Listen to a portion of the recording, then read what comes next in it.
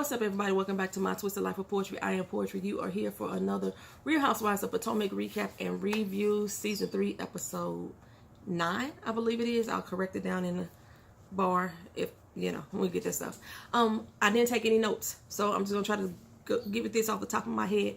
Last week, we ended with the ongoing verbal feud between Robyn and Monique on the curbside after Karen's event. We pick up right there with Monique got the umbrella still up in Robyn's neck, talking about she was going to choke her out. You wasn't going to do a damn thing, girl. You were not going to do a damn thing. And the reason why I say this, because Monique is the type of motherfucker that tells somebody to come for her. I'm going to do this, that, and third if you step to me. And then when somebody stepped to her, now she wants them to get the fuck out of her face. That's why last week I said that Robyn should have floored her ass. I don't care how much I dislike Robyn. I don't care how much I dislike Monique. For me, and I'm gonna apply the same type of philosophies to everybody, whether I like you or not.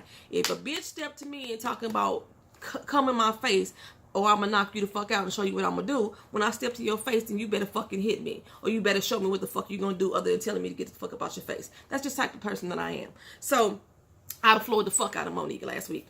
But it's funny that the conversation that came afterward was basically everything that people were saying in the comment section, that Robyn only wanted Monique to hit her so that she could sue her.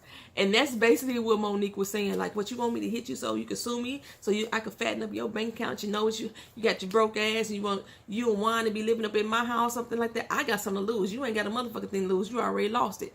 That's the conversation that went on. So I found it just hilarious. I was laughing the whole doggone time, for real. Because I'm telling y'all, I don't like none of these women, to be honest. So, yeah. And I'm not going to be one-sided, be like, that's how when most of y'all sit here and talk about how y'all team Monique with the Ashley situation, because Ashley talk too much. Ashley do talk too much, but y'all just fail to take the responsibility away, or give the responsibility to Monique and her actions in this whole situation. But I'm going to keep it moving. So, afterwards, after everybody left, because Karen was like, this is childish as fuck. Ain't no way we should be sitting up here doing this in front of this friend. We grown ass women. Y'all done got stupid. And Monique is like, yeah, you right, whatever. Robyn walks off down the street, feeling some kind of way. She's still in confessionals, like, she always want to bring up my finances. I mean, well, if you're a broke bitch, you're a broke bitch. That's just the truth of the matter. So, but Monique tells the one that's trying to get her job back, look, girl, you like the best friend I ever had. You a real one. You the only one that's down for me. You understand what I'm talking about. You ride. Maybe the rest of them will learn how to understand how to be a true rider for real. And the one trying to get her job back is like, I'm the only real friend. You ain't never really been a friend to her for real. But during this particular conversation, I'm going to go ahead and say that you was being friendly. Because when Robyn and Gizelle came, like, why you always standing up for Monique? Why you trying to protect her? She got her own mouth. You always trying to make it seem like she the one that's not at fault in these situations. And actually, I've never seen that before. I've never seen the one who trying to get her job back really staying up for Monique. Because I'm like, she ain't no real fucking friend. That's how I always consider her to be. But in this particular, she's like, I am your friend. I am your only true friend, girl. Yes. Whatever. I cannot stand her. Why is she getting so much screen time? I know a lot of y'all saying, or y'all trying to explain to me, she only getting this screen time because, she was supposed to be part of the show, but she didn't want her divorce to be on it. So she backed out, she lost her champagne. I don't care. I don't want to see her face. Y'all can edit. Y'all edit the fuck out of this show. Edit her ass out too. She could be edited out and just pay it on for it. She ain't got to have her conversation. You ain't got to have it. So, anyway, she basically feels like, Monique feels like, I thought I really had a friend in Ashley. I thought I was building a friendship with these girls, and like she really betrayed me. I still don't think Ashley betrayed you. I really don't. Because, like, when you go back to that whole situation, the only reason why it was made known that you were in an accident is because while y'all was sitting in that damn party bus, your friend, the real one, the one who trying to get her job back, said, Monique, is that your car being towed away?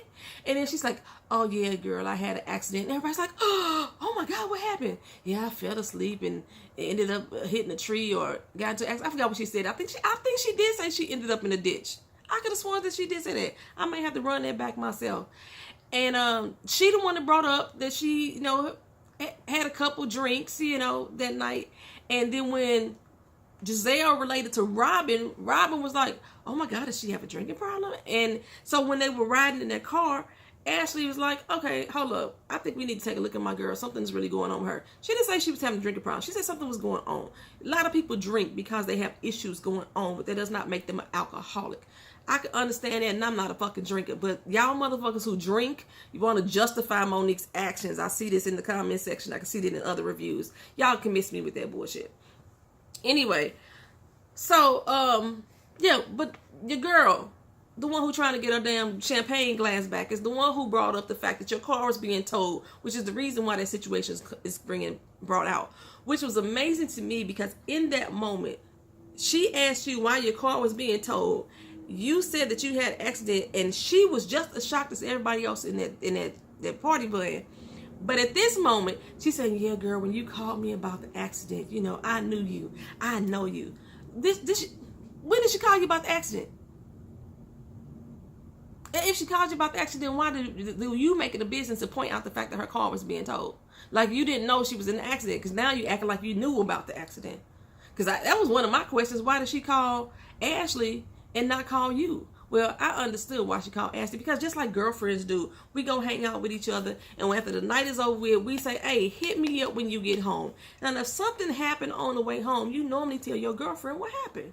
That's how Ashley got the news. That's plain and simple and understood to me. But while y'all all out here tripping on YouTube land about how Ashley was so wrong and Ashley is trying to make it seem like she was alcoholic, Monique been spending the entire week on Instagram trying to go in on Ashley, but at the same time was telling on her damn self about how much she drunk that day. Before they even left the restaurant, Ashley had already addressed, are you able to drive? And somebody else had already offered to take her car home because of how much she was drinking. And she had already offered up information that she had already crashed her car once before, and she promised Chris that she wouldn't get behind the wheel of the car that drunk again. She would call him first, but since she's not calling him, she don't feel she that drunk. That's what Monique said on her Instagram. You know what I'm saying? She telling on her damn self. Okay, so from there,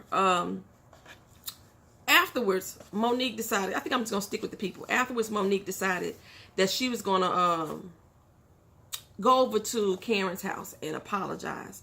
You know, she's going to make that 2-hour drive from Potomac to Great Falls, Virginia, and tell her she's sorry. She apologized. And, you know, she ain't got no babysitter, but she going to take her little Melania along just because, you know, that's what mamas do, you know. That's her road dog. That's nothing new. Baby, mamas take their kids with them all the time to a friend's house. You ain't going to no business meeting. Anyway, she goes over there and she apologized to Karen. Like I said, Karen tell them how childish she thought the shit was. But they bring up the fact that she's going to have a charity drive for the Hurricane Harvey victims. I noticed on every last reality TV show that they have a Hurricane Harvey situation or drive. It's like Bravo was forcing these women to do something. That's how I was seeing it, because all of them doing it. Y'all ain't that helpful. I can't say that big ass long philanthropic. Y'all ain't that damn philanthropic. Come on now. All of y'all reality stars just, oh my God, I just need to help out the hurricane victims. The fuck out of here. So, anyway, but she decided to help out the hurricane victims by loading up truckloads of supplies to send down to Hurricane Harvey in the 18-wheeler. She joined forces with 2 or 3 other people to do so. And I just realized I'm missing a fucking earring. Oh my God, where did it go? Well, I'm gonna leave this one in so I won't lose that one too. The fuck, it must have dropped around the house somewhere. Okay, so and she wants to get all the ladies to come out there together to help her with this drive, or at least to bring some supplies or whatever. She feels that even though that they're going back and forth at each other, they could possibly still come together in a time of need. Okay, so that's what they're gonna do. At the event, you know, she got a lot of people to show up within 48 hours. Her and Sharice pretty much pulled together. Really, every time they hold a charity event, Sharice, I even said her doggone name, the one who trying to get her job back, she pulls through and brings all of her friends. Nobody ever has friends. They always using the one who ain't got no jobs friend. And Yeah, so all her friends show up and they have a successful event. They fill up 2 U-Haul trucks full of stuff. The size of those U-Haul trucks, they could have just got one big one. I'm just gonna be honest, But I can't knock them for what they did. We did a lot of similar things here in St. Louis as well. For the Hurricane Harvey victims, for the Katrina victims, our community just bands together and does that shit. Pretty much, that was happening like all over the place. So everybody showed up. Everybody showed up and showed out, with the exception of Robyn, who had other things to do. We'll get to her later. And Gizelle came through. She dropped off a few cases of water. And she was like, you know what? I ain't cool with this bitch. I don't like her like that. I am going to show up to show my support because my mother is in Houston. She wasn't as affected as a lot of other victims, but she does live there. But I'm not going to stay around and try to be fake and act like I like her. So I'm gone. I'm deuces. But everybody else stayed around and helped, including Ashley. And that's because Ashley does not consider herself to be in a beef with Monique. She still considers this girl to be her friend. So, of course, she's going to stand by and help. Gizelle has never considered Monique to be a friend. So she's not going to sit there. But they wanted to make sure they showed that Karen was doing some heavy lifting, and the one who's trying to get her job back, she doing a lot of work. Chris and Candiace, they came through. Why is Candiace's man the only one that ever shows up?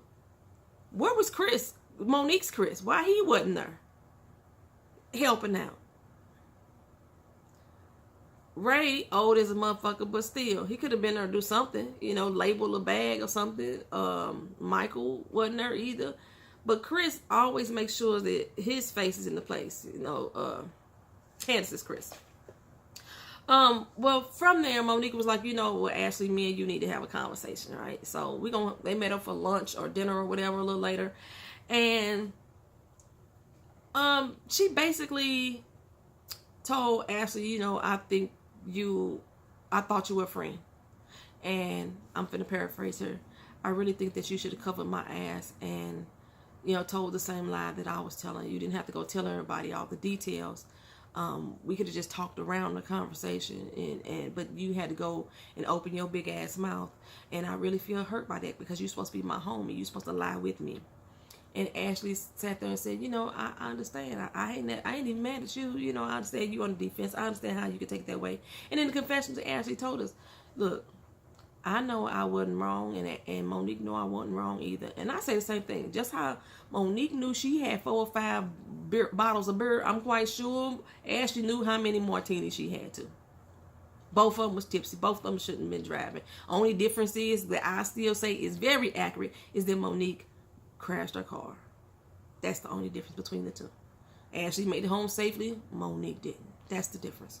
So, yeah, they basically made amends and I guess gonna try to rebuild that friendship. There was nothing really going on much with Karen this episode, so we could breeze on past her.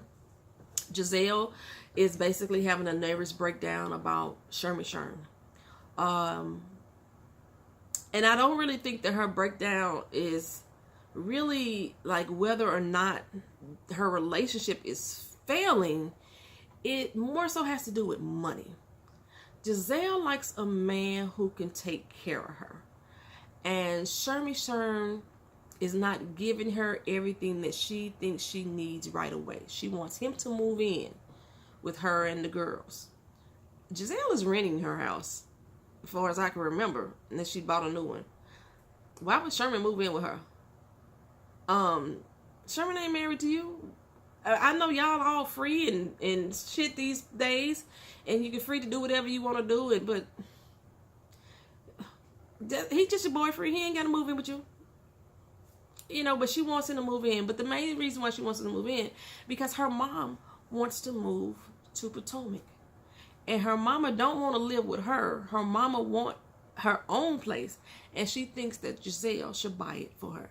Well, y'all know damn well Gizelle ain't got that type of money. Now, maybe if she was still with Jamal Bryant, Jamal would have bought her mama a house. He would have did the same thing that Michael did for Ashley's mama. Okay, but Sherman ain't kicking in like that. he ain't finna take care of her damn mama too. So Gizelle is not comfortable in the fact that she can afford to take care of her house at home, try to run this business, try to get this book written, and still buy her mom a house, which she knows she's going to have to be the one taking care of. And it's getting a bit overwhelming for Gizelle. Yeah, because she got a lot of expectations for Sherman that it don't look like Sherman willing to fill. He ain't finna become Michael. That's pretty much what Sherman is saying. That's how I saw that.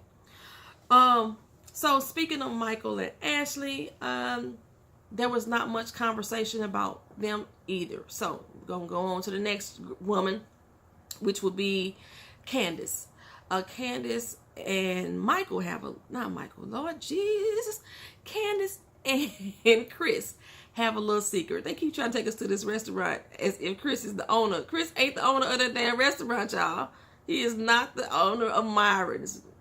Chef Myron is the owner of my. Okay, anyway. So they keep taking us to this restaurant. Mama always want to go and get the half chicken, is that another. Look like she had a wrap to me. But Candiace and them got a secret. Chris has another baby. He has 2 children from his previous marriage. And I remember her mentioning he had another child. He had 2 baby mamas. But they never really talked about the 3rd child. I always thought the 2 children was from the 2 baby mamas. No, there's a 3rd child who's 14 and 15 years old. Chris ain't talked to the baby in about 10 years. Baby live right down the street. Okay, so this is kind of hitting home for Candiace because she feel like this is almost a similar situation that she had growing up. Her father was not with her growing up.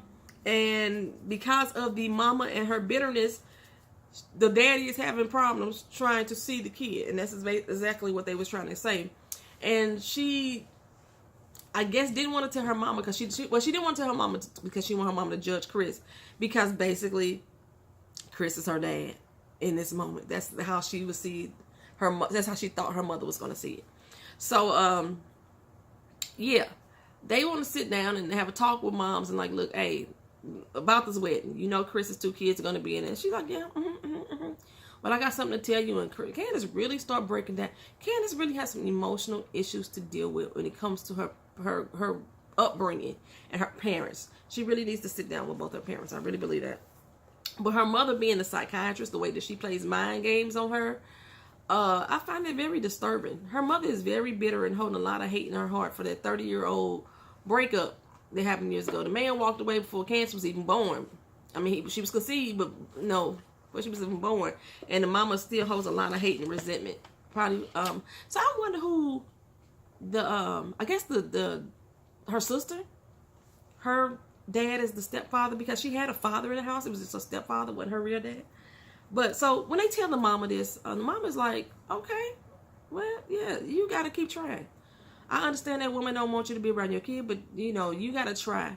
And he's 14, 15 now. He's going to make his own decision on whether or not he wants to be with you. And Chris was like, I don't want to keep trying and keep pushing, and then he rejects me. I understand how that would make him feel. I understand that. But the mama said this, you got to try. You cannot not try, because if you don't try at all, that child may hold resentment. It may be now that he may not want to talk to you, but you never know what the future may hold. So she took it in pretty good stride. And the fact that she was like, okay, so I got any other news besides another step grandbaby? You know what I'm saying? She already willing to accept this child. So I really hope that the mom, whoever she may be, will allow Chris the opportunity to have a relationship with his son. At least for the wedding. I hope the wedding ain't gonna push this for a whole year, because the wedding's supposed to be a whole year away. So we already know Candiace done secured her spot on this show next year. That just told us that. And I actually like Candiace in this dynamic. I feel like I'm gonna have a nosebleed. Give me a second, y'all. I might edit this video and I might not. Oh, I feel like I'm gonna have a for real nosebleed. Okay. So, whew. So yeah, that's pretty much the end of that conversation there with Candiace. So we move on to Robyn. Robyn, again, she did not show up to the charity drive because she is planning her own women's empowerment event. women's empowerment events seem to be a fad to me. They're popping up all over the place, and from what I've seen, at least on these reality TV shows and some of the ones I have attended here at home, you're getting a bunch of women together to uplift and praise each other. Yet it doesn't seem like anybody's moving forward to me. One of the things that I did like that I heard in Robyn's Women Empowerment event is that she wants to discuss the finances and like what to do when you go through a hardship and try to how to come up out of it, and steps that you could take. That's the one thing I find lacking from a lot of these women empowerment events, because a lot of people are doing them just to be for a fad. We trying to build a sisterhood. Let's do a women empowerment event, but you ain't empowering shit. To me, that's just to me. Maybe I'm going to the wrong ones, but yeah, that's just how I feel. So I don't know. In a way, it kind of looks like Robyn's event may be a good event, and it's weird that I'm saying that because I can't stand Robyn. But yeah, so she's doing that, and back at the home, her and Juan are going to bring in a medium, and this is the part that I was like really intrigued by, because y'all know how I feel about clairvoyance and reading charts and things like that, and the spiritual connection you have with our ancestral realms and things like that. So this intrigued the shit out of me. So and I found myself in fucking tears after once they got done talking, because I believe that there are those of us who could connect us to our ancestors. I'm personally scared to go talk to one, because not that I'm scared to connect with the ancestor. I'm scared of what I'm going to learn. Sometimes ignorance is bliss. That's pretty much it. Oh my God. I feel like I got a nosebleed coming. I don't know what's going on. Let me drink some water. This is water, y'all.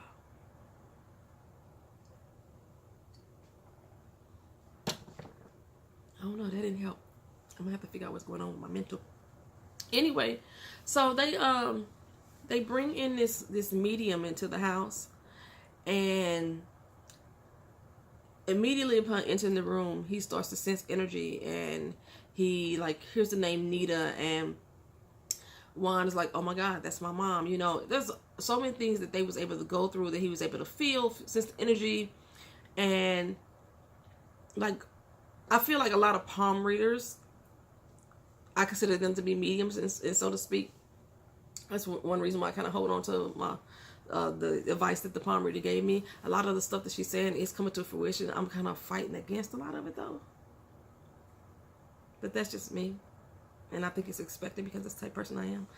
But yeah, so they were able to connect with his mom, and the medium talked about his mother's IV use or drug needle use, and how she ended up dying of HIV or AIDS because of that drug use. And she had a stint with a man that turns out to be Juan's real father. The man he thought was his father wasn't, which he kind of knew that. The father, Phil, said he kind of suspected it all this time. You know, usually when people are heavy in the drug use, they kind of know these things. So just to let Juan know it's okay for him to connect with his real dad. And they also connected with Earl, the guy who stole all of their money, their friends. I think this is the first time I've heard that the friend had killed himself. He jumped off a bridge.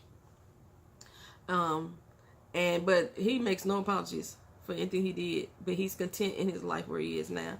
And the reason why this, like, some things like this happen so much around me, and when I talk to people about it, people think I'm crazy, that I like sense stuff like this sometimes, and I have these conversations. It just seems so real. I felt connected to their story. I didn't believe that it was a fake storyline. I didn't believe that the medium was fake. Like even, oh my God, I hate to say her name, Kim Zolciak. her psychic that she had on the original episodes of Real Housewives of Atlanta, that woman was on point. All these damn babies that Zodiac has right now, that woman called back in the day. The whole situation that Nene had with her dad, that woman called.